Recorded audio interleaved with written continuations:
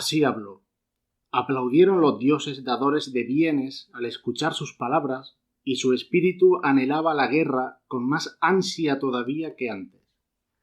Provocaron aquel día una lucha terrible, todos, hembras y varones, los dioses titanes y los que nacieron de Cronos, y aquellos a los que Zeus, sumergidos en el Érebo bajo la tierra, trajo a la luz, terribles, violentos y dotados de formidable vigor. 100 brazos salían agitadamente de sus hombros, para todos igual, y a cada uno 50 cabezas le nacían de los hombros, sobre robustos miembros. Aquellos entonces enfrentaron a los titanes en funesta lucha, con enormes rocas en sus robustas manos. Los titanes, de otra parte, afirmaron sus filas resueltamente. Unos y otros exhibían el poder de sus brazos y de su fuerza. Terriblemente resonó el inmenso Ponto y la tierra retumbó con gran estruendo. El vasto cielo gimió estremecido, y desde su raíz vibró el elevado Olimpo por el ímpetu de los inmortales. La violenta sacudida de las pisadas llegó hasta el tenebroso Tártaro, así como el sordo ruido de la indescriptible refriega y de los violentos golpes. De tal forma se lanzaban recíprocamente funestos dardos. La voz de unos y otros llamándose llegó hasta el estrellado cielo, y aquellos chocaron con enorme alalá. Ya no contenía Zeus su furia, sino que ahora se inundaron al punto de cólera sus entrañas y exhibió toda su fuerza. Al mismo tiempo desde el cielo y desde el Olimpo, lanzando sin cesar relámpagos, avanzaba sin detenerse. Los rayos, junto con el trueno y el relámpago, volaban desde su poderosa mano, girando sin parar su sagrada llama. Por todos lados resonaba la tierra portadora de vida, envuelta en llamas, y crujió con gran estruendo, envuelto en fuego el inmenso bosque. Hervía la tierra toda y las corrientes del océano y el estéril Ponto. Una ardiente humareda envolvió a los titanes nacidos del suelo, y una inmensa llamarada alcanzó la atmósfera divina, y cegó sus dos ojos, aunque eran muy fuertes, el centelleante brillo del rayo y del relámpago. Un impresionante bochorno se apoderó del abismo, y pareció verse ante los ojos y oírse con los oídos algo igual que cuando se acercaron Gea y el vasto Urano desde arriba, pues tan gran estruendo se levantó cuando, tumbada ella, aquel se precipitó desde las alturas. Tanto estruendo se produjo al chocar los dioses en combate. Al mismo tiempo, los vientos expandían con estrépito la conmoción. El polvo, el trueno, el relámpago y el llameante rayo, armas del poderoso Zeus, y llevaban el griterío y el clamor en medio de ambos.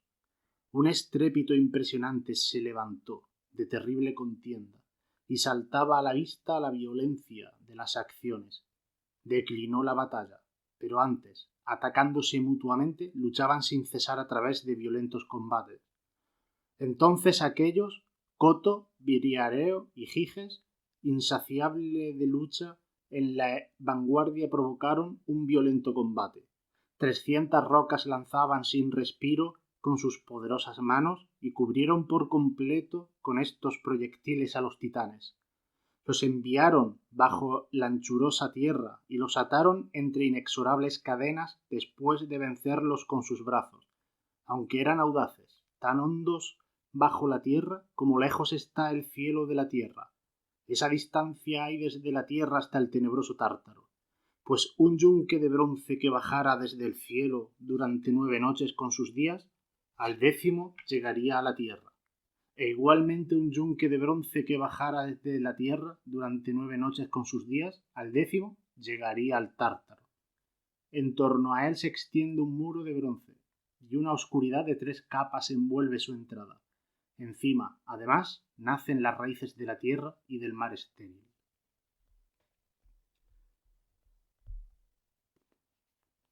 Bien, pues, jairete, amigos de YouTube, y bienvenidos a este nuevo capítulo de Conversaciones Humanísticas. Hoy vamos a hablar sobre el mito de la creación según 3 culturas del Mediterráneo oriental y de Próximo Oriente. Serían la griega, la hebrea y la babilonia, según sus obras o sus obras capitales sobre este tema. La Teogonía y los trabajos y los días de Hesíodo, también según la Biblia y también según el poema Enuma Elis, escrito, ahora veremos sus características. Para ello me va a acompañar Manuel Barroso, amigo, licenciado en Filología Clásica por la Universidad de Sevilla, profesor de secundaria. Jaire, Manuel. Jaire, ¿qué tal? Te ha faltado decir payaso. Te ha faltado decir persona con cero autoridad. Yo la autoridad que te doy es la que el Estado te da, ¿no? Licenciatura, tenemos algún máster por ahí también, que hiciste por mi tierra, ¿no? En parte, una tercia parte de ese máster pertenece a la Universidad de Jaén, ¿no? Yo diría menos. Yo diría un 5%. Sí, pero una asignatura muy curiosa la que tuve ocasión de recibir por la Universidad de Jaén.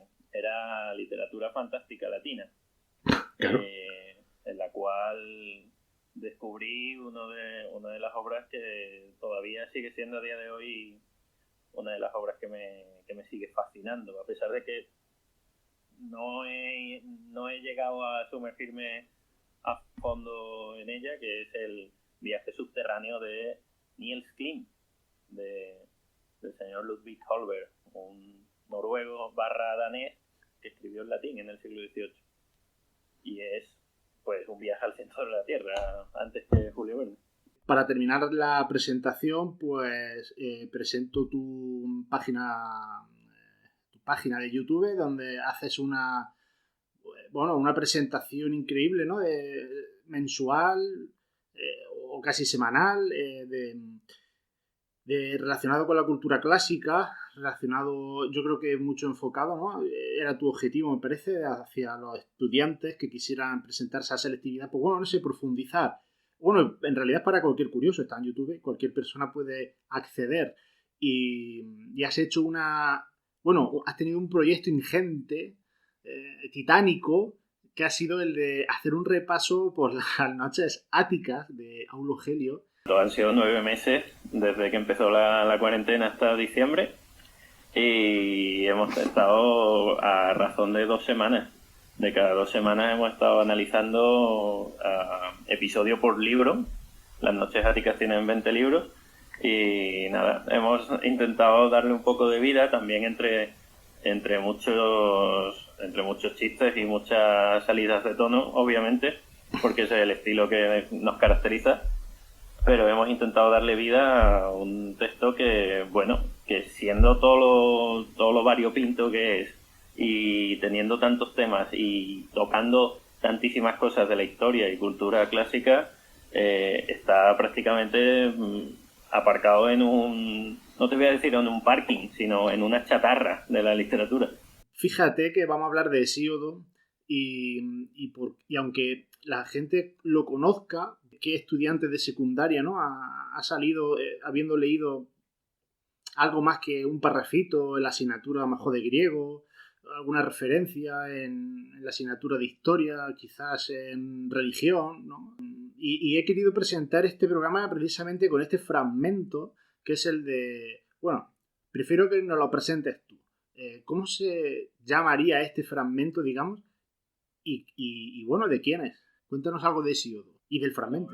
Sí, obviamente, como tú bien señalas, has leído maravillosamente, por cierto, la titanomaquia, bueno, no toda, pero la parte, digamos, primordial de la titanomaquia la has leído y pertenece a la obra de la Teogonía de Hesíodo, que podemos decir a la gente así que no la conozca, que pues se puede considerar el libro sagrado, aunque esto ya lo trataremos. No hay un libro sagrado en la mitología griega porque no se trata de una religión de libro como se le podemos denominar, pero bueno, no libro sagrado, pero sí el poema que narra todo lo que conocemos como la mitología griega tradicional a día de hoy.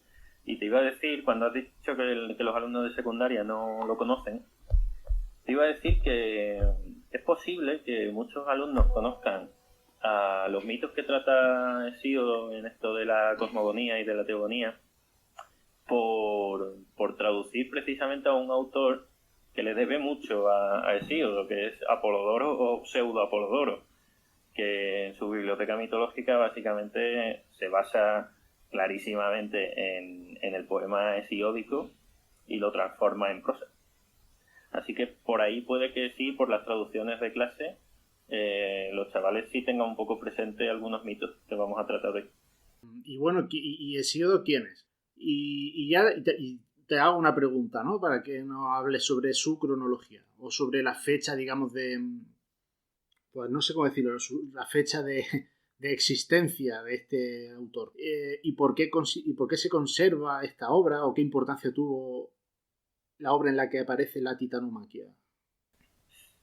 Bueno, ¿por qué se ha conservado yo creo que por eso, ¿no? Porque se trata de un texto que está muy relacionado a la religión, a cómo entiende la cultura griega, cómo entiende un griego, pues el origen del universo con respecto también en otros pasajes, como el himno a Hécate, por ejemplo, cómo entiende un griego digamos, no sé cómo llamarlo, esa autoridad religiosa, y debe ser por eso, ¿no? Si me preguntas por la teogonía en particular, también porque es el primer poema, por lo menos de una extensión amplia y que se nos haya conservado, el primer poema firmado, vamos a decirlo. Firmado, me refiero, que sabemos de una autoridad prácticamente clara y manifiesta, ¿no? Porque en el proemio, lo que llamaríamos actualmente el prólogo de la obra, se ejemplifica, se deja claro con total, bueno, de forma manifiesta se queda claro que el autor ha sido visitado por las musas, o por lo menos le han llegado las musas y ha dicho, bueno, estas musas tienen que inspirar a Hesíodo, ¿no? Entonces yo creo que la segunda pregunta se respondería así. Se trata no solo del primer poema con autor, claro, sino también de un manual religioso que, hombre, eso en la cultura antigua ya sabemos tú y yo que no es baladí, ¿no? Y luego, ¿quién es Hesíodo? Bueno, pues obviamente, como pasa en todos los autores clásicos, no en todos, obviamente Cicerón, Julio César no, pero ya estamos hablando de épocas posteriores, como pasa en la mayoría de autores clásicos, pues lo que sabemos pues tiene que ser lo que nos cuentan sus propias obras o conjeturas, ¿no?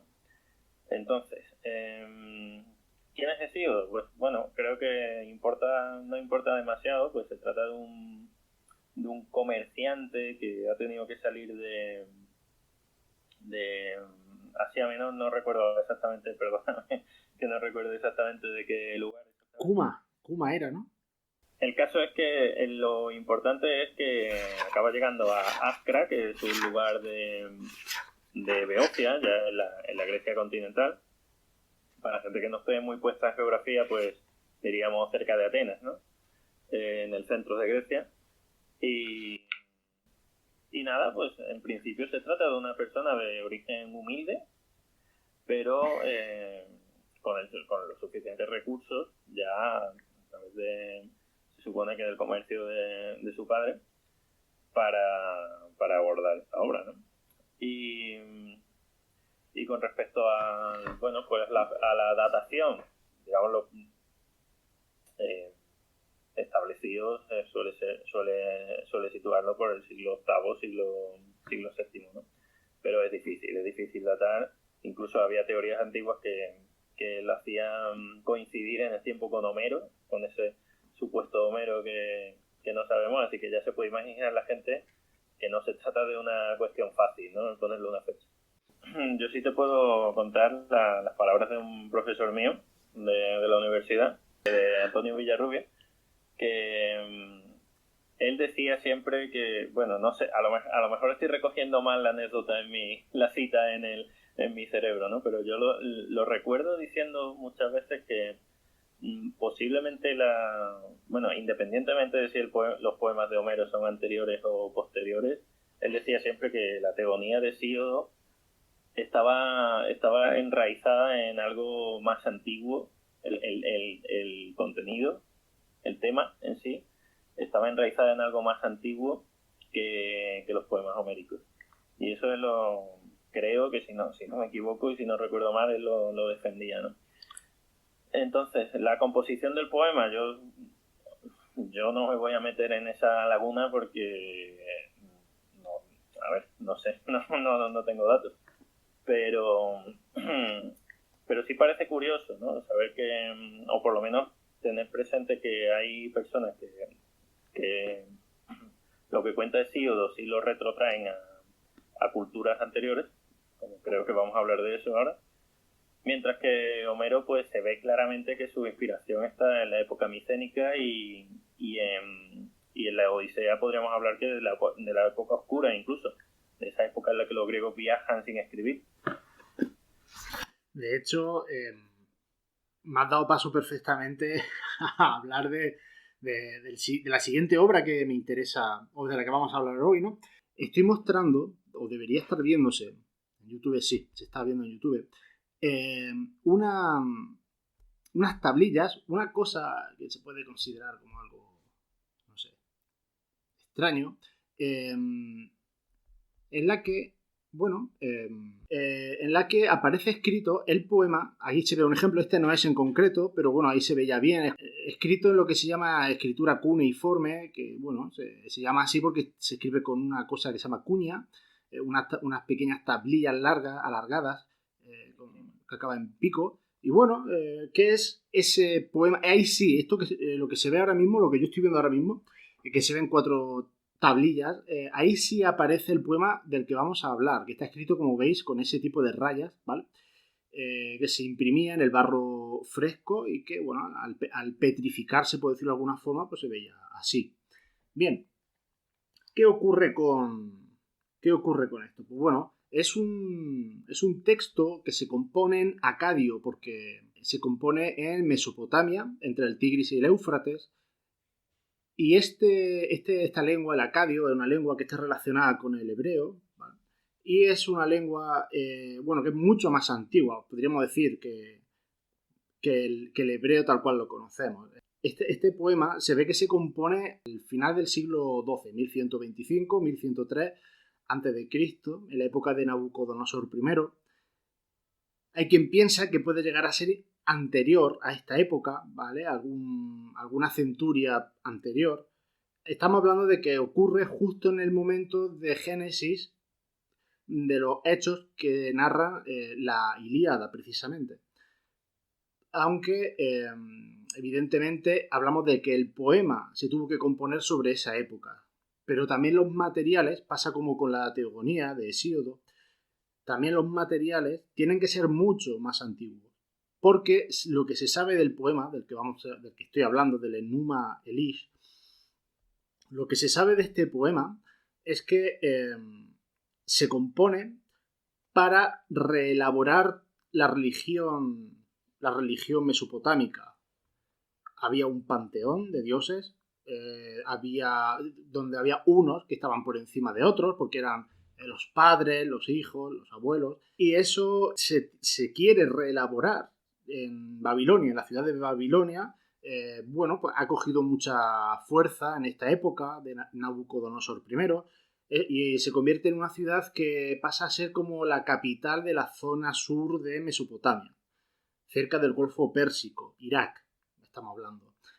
¿Qué ocurre en este momento? Pues que los sacerdotes y los reyes de Babilonia, al tener la primacía de todas las ciudades-estado, que en el fondo eran como ciudades-estado, esto un poco como se ve claramente que aquí se inspira George R.R. Martin para crear toda la zona de Esteros, allí donde Meren y todas estas ciudades, para quien haya visto Juego de Tronos o lo haya leído. Entonces, en esta ciudad hay una que tiene más fuerza ya, ¿no? Babilonia.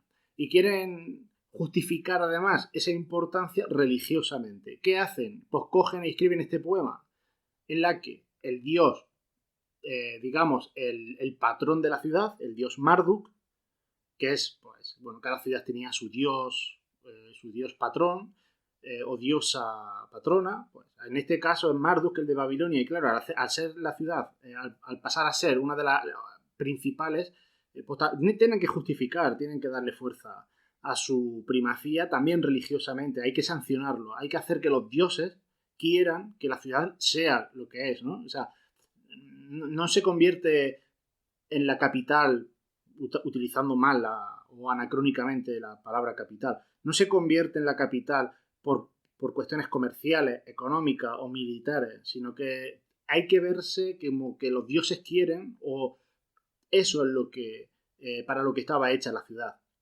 Y en el poema, de hecho, se ve en cierto momento, antes de que exista ninguna otra ciudad, los dioses, pues, o Marduk, ya como jefe de todos los dioses, pues, dice que va a crear a Babilonia, ¿no? Y además, pues, precisamente esto, ¿no? O sea, según la religión mesopotámica, Marduk no es el jefe, el príncipe de los dioses, es un dios más, un diosecillo más, pero se convierte, gracias a este poema, en el gran dios, en el jefe, en el príncipe que he dicho, ¿no?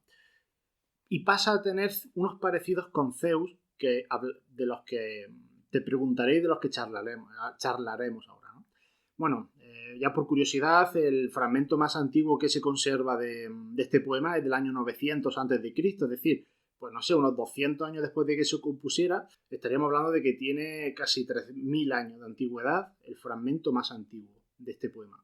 Bien, pues este enfrentamiento que he leído antes en la Titanomaquia tiene un paralelo que yo no digo que sea una copia o que esté directamente o que sea directamente heredero ni de la Teogonía, o que la Teogonía sea una herencia de este poema, ¿no? Pero sí hay un caldo común, algo tiene que ocurrir entre el Mediterráneo y Mesopotamia, alguna relación tiene que haber para que haya ciertas coincidencias, ¿no?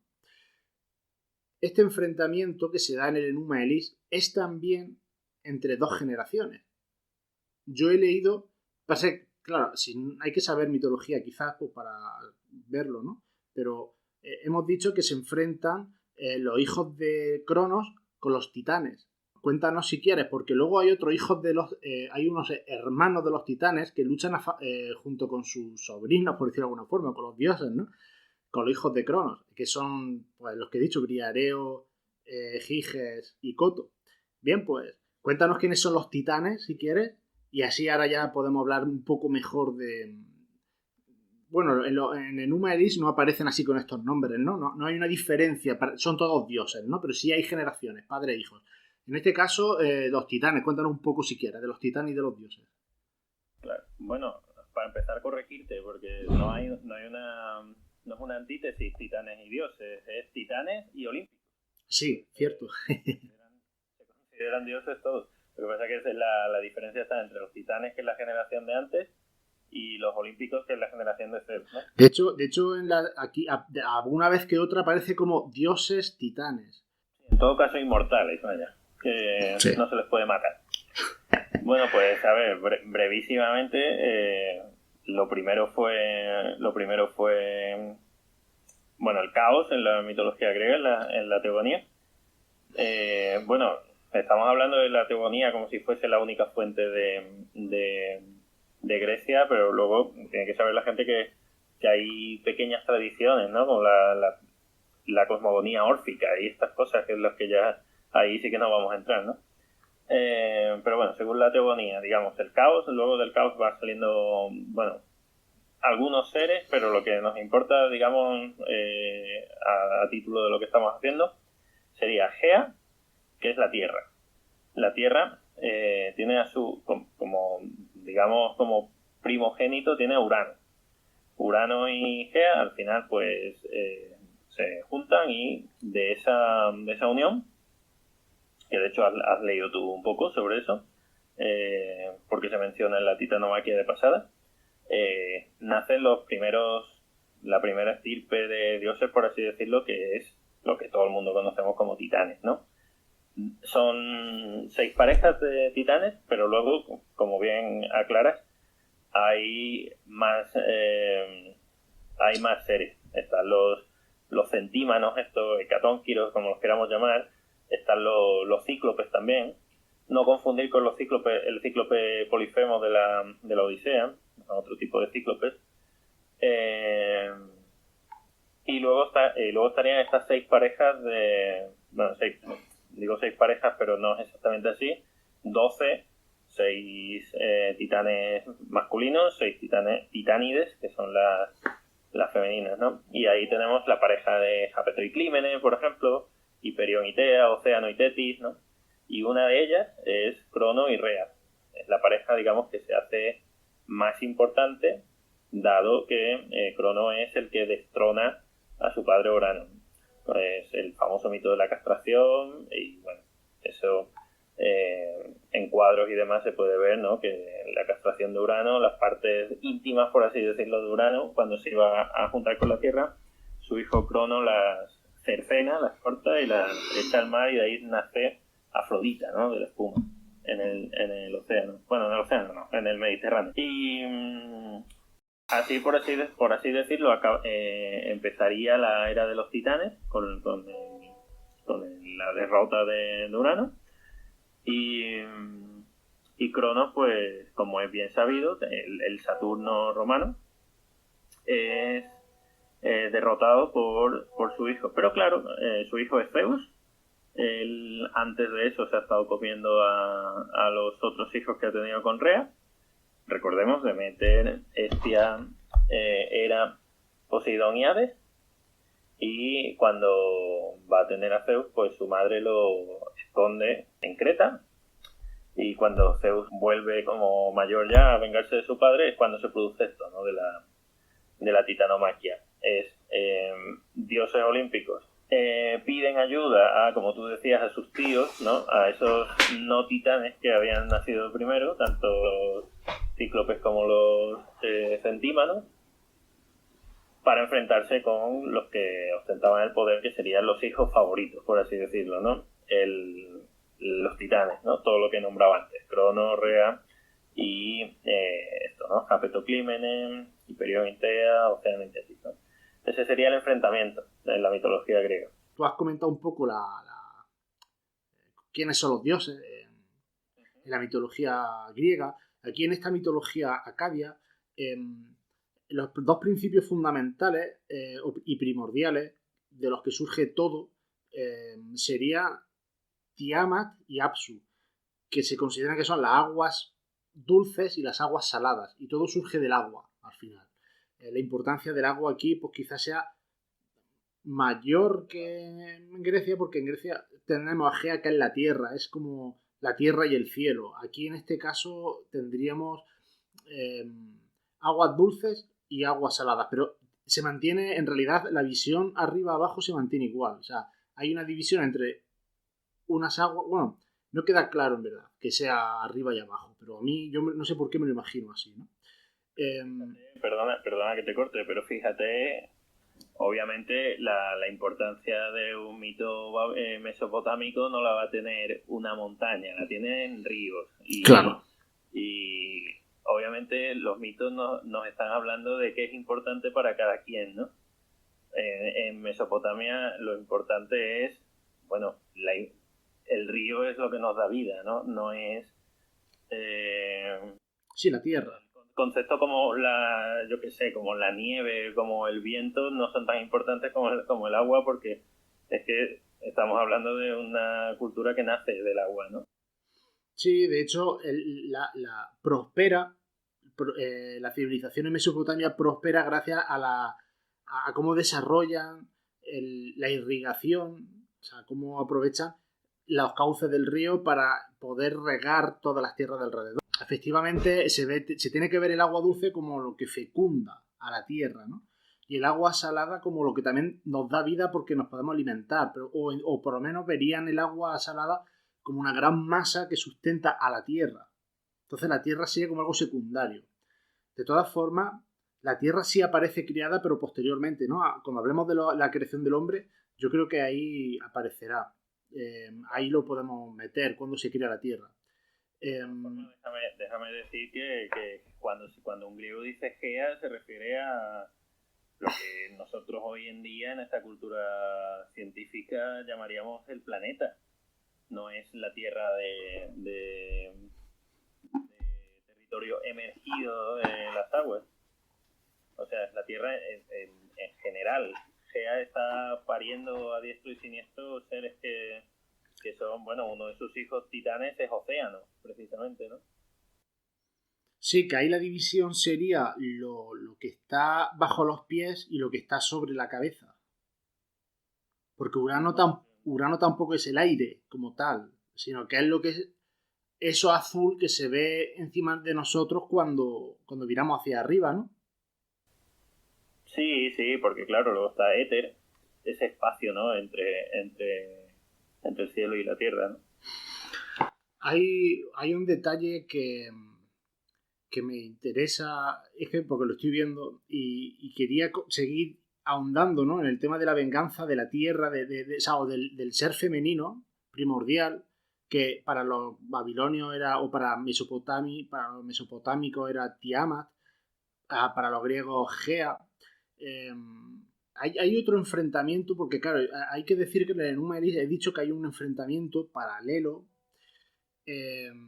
pero no es exactamente así, porque en la Teogonía aparece otro enfrentamiento que es contra Tifón. Y me interesa, antes de hablar del enfrentamiento del que yo quiero hablar de la Enuma Elish, sí me gustaría que nos contaras entonces quién es Tifón, si quieres, si te acuerdas, o si lo tienes preparado, y lo miramos. Bueno, pues Tifón es una cosa rara, porque dice, a ver si lo encuentro tal y como lo dice la traducción de Gredos, que yo tengo la misma que tú.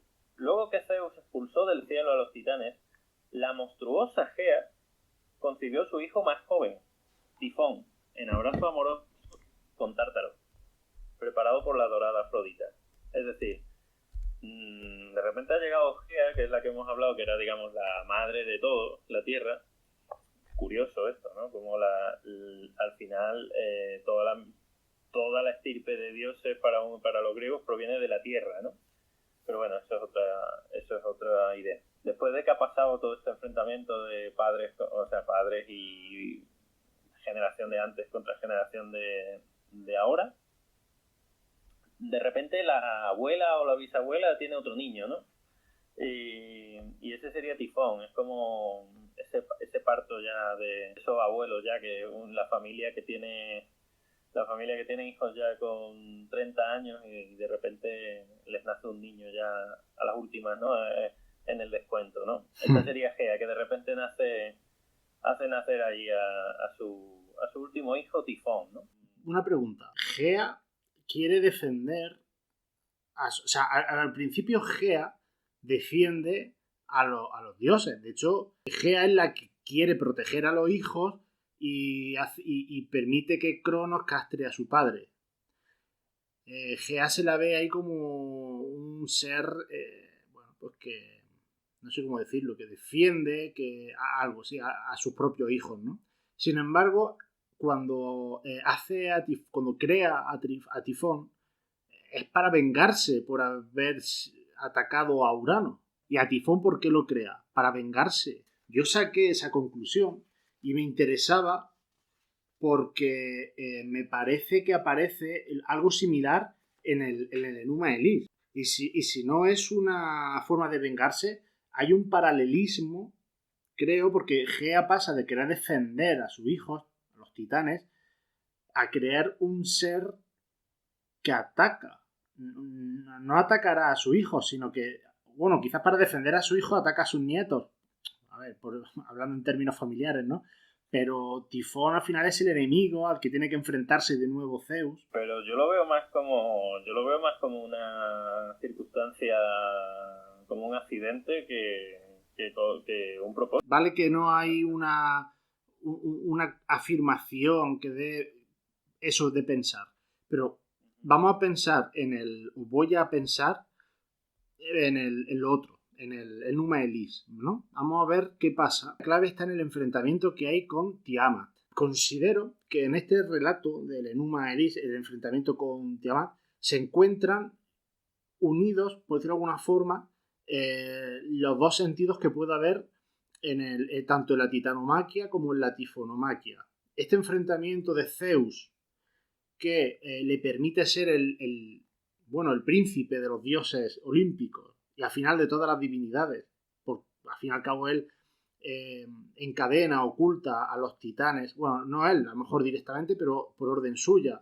En fin, él ordena el universo una vez que vence ya no solo a los titanes, sino también a Tifón, ¿no? Que es como ese último gran enemigo que hay que vencer. Otra cosa que se repetiría es que Tifón lo crea, como digo, Gea, y Gea es lo equivalente a Tiamat, y que son como los dos elementos primordiales. Podríamos plantearlo, Tiamat pues, con Apsu, con el otro ser primordial, pues, empieza a engendrar, y de alguna forma hay un ser que por el nombre una vez se identifica con Tiamat, pero otras veces es como una especie de ministro, ¿vale? En ese ministro le anima a Apsu, al ser masculino, a acabar con su descendencia, con los dioses. Digamos que Apsu y Tiamat en sí no son dioses, son como seres primordiales que están antes de los dioses, ¿no? Los dioses son los hijos. El caso es que molestan a los seres primordiales. Se quejan en el poema, aparece como que se quejan del ruido que hacen los dioses y que no dejan descansar a Tiamat y a Apsu. Apsu planea dentro de sí acabar con los dioses porque les molesta, simplemente. Pero Tiamat siente pena y no quiere. Dice que serán pacientes. Que ella también se siente molesta por el ruido, pero dice que, bueno, seremos pacientes. Ese ministro que aparece por ahí, que a veces tiene el mismo nombre que Tiamat, le dice que sí, que acabe con ellos y que los mate, ¿no? Y entonces es cuando existe un primer enfrentamiento entre un hijo de Apsu y de Tiamat y acaba con Apsu. Pero en este caso sí lo mata. Luego veremos otro motivo interesante, es cómo los dioses o los seres divinos para los mesopotámicos son más humanos que los dioses en Grecia. Esta diosa, Tiamat, se arrepiente, digamos, ¿no? De no haber defendido a su marido, también porque le calienta por detrás, ¿no? Hay alguien que llega y le dice, oye, mira, tú no has sido valiente, no has sido capaz de defender, tú no quieres a nadie, no sé qué. Y ella entonces engendra a unos seres, a 11 seres divinos, podríamos decir, monstruos. El poema está traducido como monstruos, a 11 monstruos que tienen el objetivo de acabar con los dioses. Y ahí es cuando se organizan los dioses y el hijo, bueno, o un heredero, un descendiente, pero puede que sea un hijo, del que mató a Apsu, el primer dios, que es el equivalente a Urano, pues un hijo del que lo hizo, que podría ser, por tanto, un hijo de Cronos, que es el que castra a Urano, pues es el que se decide él solo enfrentarse a estos 11 seres que engendra Tiamat, que podrían ser equivalentes a los titanes. Es decir, hay una generación que se enfrenta a otra generación. Lo que ocurre es que, como en este caso, estos 11 monstruos que engendra Tiamat son posteriores a los propios dioses, aquí es donde yo veo ahora esa similitud con Tifón. Y bueno, este enfrentamiento ahora con los 11 monstruos sirve para que Marduk, el hijo de Ea, el dios que mata a Apsu, se erige como el príncipe. Es como una especie de Zeus que encabeza a los dioses, que decide da el paso hacia adelante diciendo sí, yo voy a enfrentarme contra este nuevo peligro, si a cambio siempre vais a obedecer mis palabras y lo que yo diga se va a cumplir. Todo eso también me recuerda a Zeus. No sé, no va a ser exactamente igual, pero... Hay una pequeña diferencia que yo quería comentarte, porque eso se ve como antes de la batalla él se asegura de dejar bien atado el que aquí el jefe va a ser yo, es decir, yo no voy a ir a pelear si no me prometéis que si yo derroto a Tiamat, aquí todo el mundo me va a obedecer. Sí. Y aún así se le postran, ¿no? Y se le deciden hacerle caso. Y a mí me resulta curioso esto, porque al fin y al cabo estás luchando contra una, digamos, opresión, que vale, que es verdad que tenía esos 11, ahora te quiero comentar algo sobre los 11 monstruos, pero estás, digamos, luchando contra una opresión, pero estás aceptando otra. Si esta primera opresión se acaba, ¿no?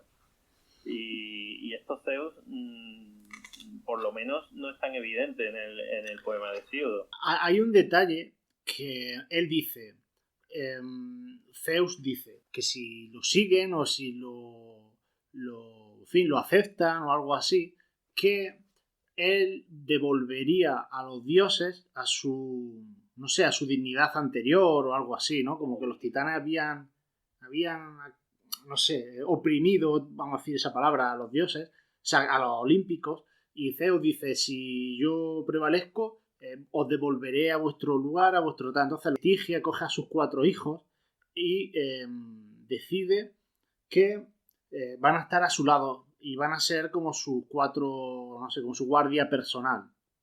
Que esto es muy interesante porque hay otro paralelismo con el Enuma Eliz.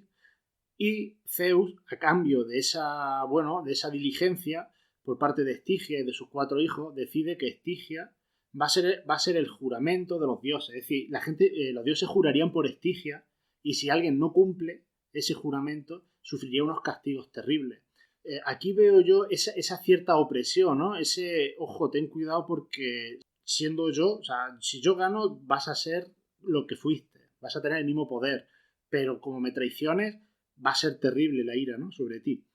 Entonces, en ese sentido sí veo yo también es cierto que no va a ser igual, no estamos hablando de 2 poemas que pertenezcan a la misma religión ni nada de eso, ¿no? Pero aquí hay otro paralelismo, ¿no? Y a mí me hace gracia, ya que lo comentas, a mí me hace gracia el tema de los 3 personajes que hemos visto antes en tu magnífica introducción. Los hecatónquiros. Exactamente, Coto, Briareo y Giges están hablando de que en el pasaje que tú has leído son los 3 que deciden la pelea. Sí. Pero al final su destino es estar vigilando la puerta para que no se escapen y al final tienen que estar abajo de tierra igual. Precisamente es que yo también, nunca lo he entendido tampoco. Es decir, Zeus, digamos que los hecatónquiros se sienten felices porque lo van a liberar de estar en el subterráneo y su recompensa es volver a la cárcel. Como porteros. Ahora. No se les pagarán bien o algo. Sí, no. Eso la verdad es que...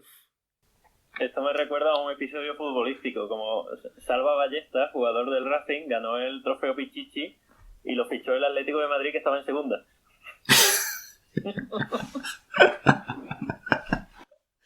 El pobre Salva es que no ha tenido suerte. Bien, pues decías que quería decir algo sobre estos monstruos. Si quieres, vamos a leer la descripción de Tifón, que es muy cortita, y vamos a ver después sus parecidos con otros seres, con esos monstruos, o con alguno de ellos. Luego que Zeus expulsó del cielo a los titanes, la monstruosa Gea concibió su hijo más joven, Tifón, embrazo amoroso con Tártaro, preparado por la dorada Afrodita. Sus brazos se ocupaban en obras de fuerza e incansables eran los pies del violento dios.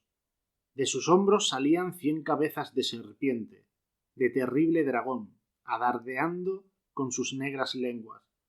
De los ojos existentes en las prodigiosas cabezas, bajo las cejas, el fuego lanzaba destellos y de todas sus cabezas brotaba ardiente fuego cuando miraba.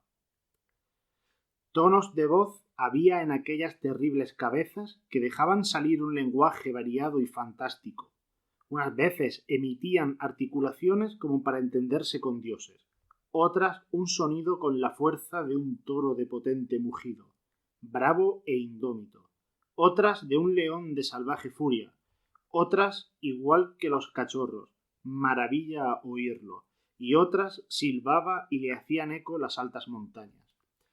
En el poema babilonio tenemos que Tiamat crea a los monstruos y vamos a ver cómo son esos monstruos. Los monstruos se agruparon y se dispusieron junto a Tiamat, furiosos, irrigando sin descanso noche y día, prestos al combate, furiosos, rabiosos, constituyeron la asamblea para preparar la batalla.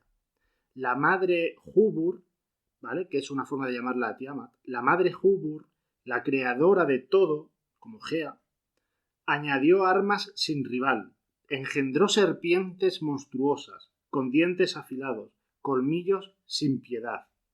Llenó sus cuerpos de veneno en lugar de sangre. Vistió a los dragones feroces con el pánico, les otorgó el aura divina y los equiparó a los dioses.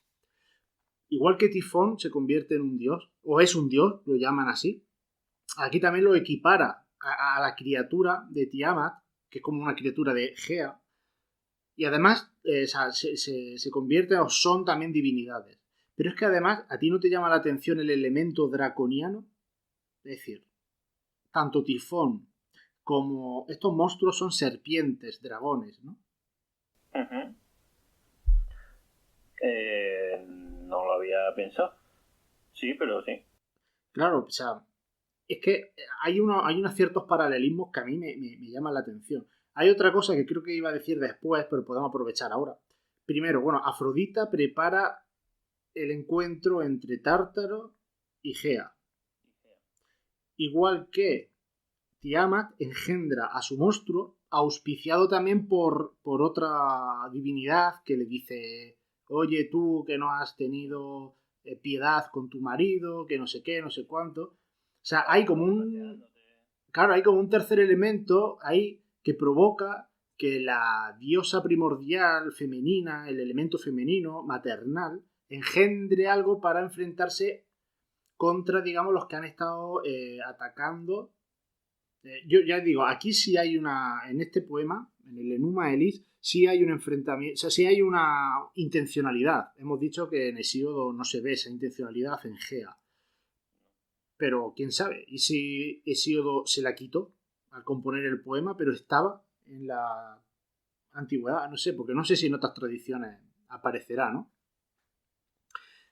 Vamos a ver, bueno, tú querías, ¿qué es lo que querías decir de los monstruos? Que no te... No, simplemente que en el momento decisivo, Marduk ya por fin digamos, toma esas promesas de la asamblea de dioses, que esto es otra curiosidad muy grande. Como en Babilonia se tienen que poner de acuerdo los dioses. Esto no es como Zeus, que de repente dice: venga, tú vente para aquí, tú vente para allá, y les pegamos. No, aquí estuvieron bastante tiempo para decidir quién iba a ser, ¿no? El que tal, ¿no? Y tuvieron que ponerse de acuerdo, votar, y eso, de nuevo, como yo insisto, quizá no es el propósito del día de hoy, pero yo insisto, tanto lo del agua como esto de las votaciones, aquí se están viendo detalles que no creo que nadie de esas personas nos esté viendo, pero para los que digan que los mitos son cuentecitos, aquí les digo yo que no. Bueno, pues se ve a Marduk, que se enfrenta ya a Tiamat, y yo no veo ninguna actuación de estos monstruos. Simplemente se dice: estos monstruos que no sé qué. Han mencionado, que tú lo sabes, en la tablilla 1, en la 2, en la 3, en la 4, ha mencionado como una retaíla 4 o 5 veces: y engendró a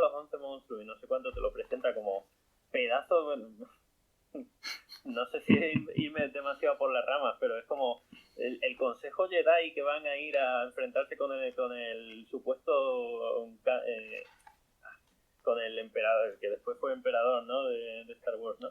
Y se va a enfrentar al canciller y va el Consejo Jedi y van 5 y resulta que al final 4 de ellos la palman en 2 segundos, ¿no? Veo que mucho bombo que le hemos dado a estos 11 monstruos y luego no hacen nada. Es como simplemente simplemente es como un hype que le he puesto, como una expectativa.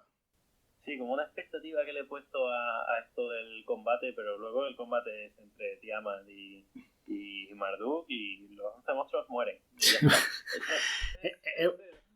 Es que es un poco como que el narrador de la historia los crea y cuando se van a enfrentar se da cuenta que Tiamat está allí y no tiene sentido que se enfrenten con los monstruos y estando allí Tiamat, que es como la que manda, ¿no? Y dice, bueno, pues porque se pelee con ella.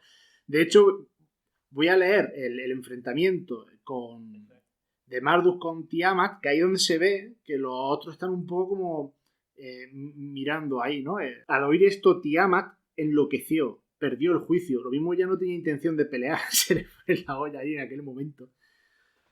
Tiamat gritó salvajemente, muy fuerte. Sus miembros temblaban desde la base. Eso desde la base no sé si se entiende, pero claro, al ser la parte...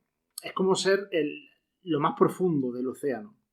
¿Vale? También hay un momento en el que Marduk, cuando va a hablar con ella, dice, estás tranquila por arriba y por abajo estás hecha una furia, ¿no? Es decir, la superficie del mar se ve tranquilo, pero por debajo da miedo, ¿no? Recitó el encantamiento, formuló su conjuro. Los dioses de la batalla afilaban sus armas. Tiamat y Marduk, el sabio de los dioses, se enfrentaron, se enfrascaron en la batalla, se acercaron en el combate. Bel extendió su red, Bel es Marduk, Bel extendió su red y enredó a Tiamat. Liberó en su cara el viento destructivo que traía tras de sí.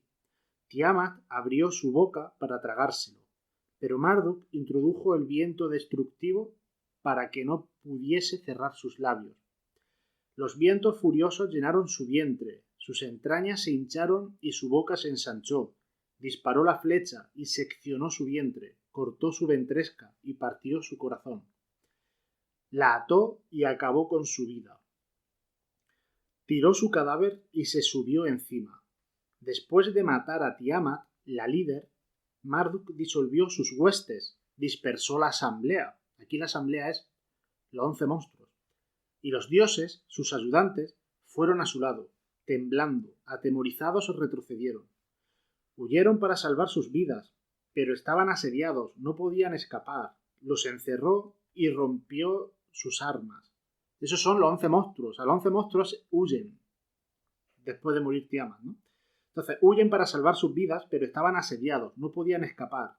Los encerró y rompió sus armas. Enredados en la red, atrapados en la trampa, refugiados en los rincones, llorosos, recibieron su castigo, encerrados en prisión. A las 11 criaturas que ella había llenado de pánico, a la horde de demonios, a todos los que van a su derecha, les puso el vinco, les ató las manos, los pisoteó junto a sus armas. A Kingu, el más poderoso de ellos, lo ató y lo contó entre los dioses muertos. Le arrebató las tablillas de los destinos inapropiadas para él, las selló y las estrechó contra su pecho.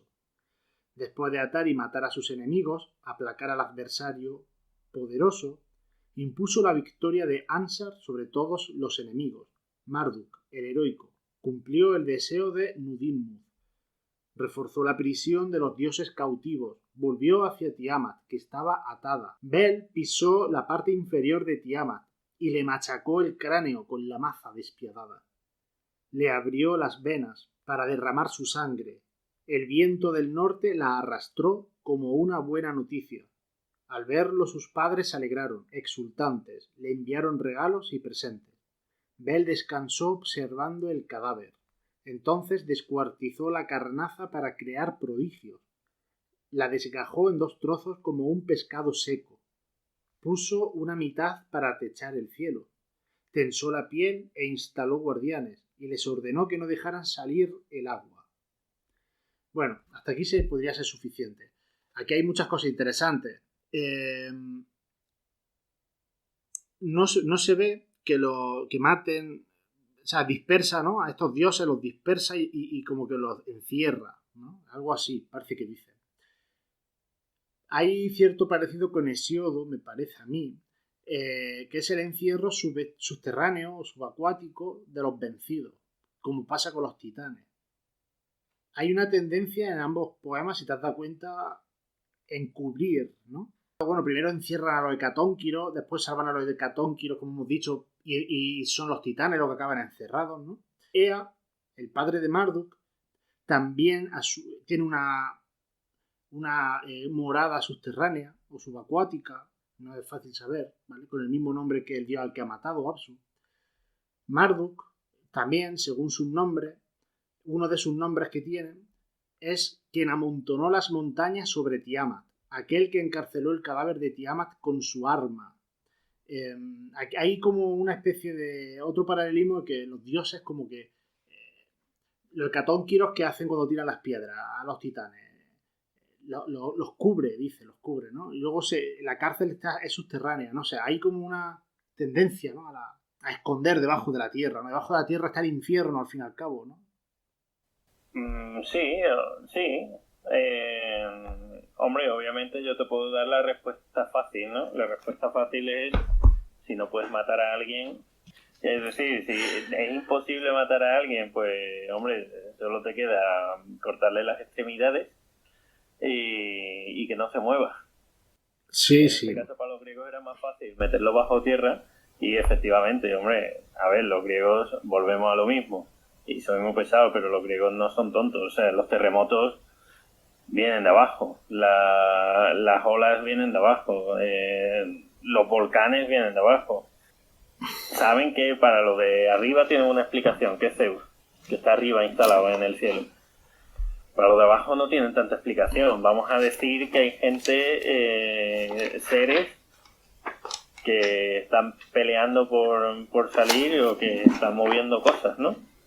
Además el tema, yo creo que a lo mejor esto no tiene nada que ver, no lo sé, pero la atracción que puede haber es el tema de las cuevas, de los agujeros en el suelo, de cavernas, ¿no? No sé si...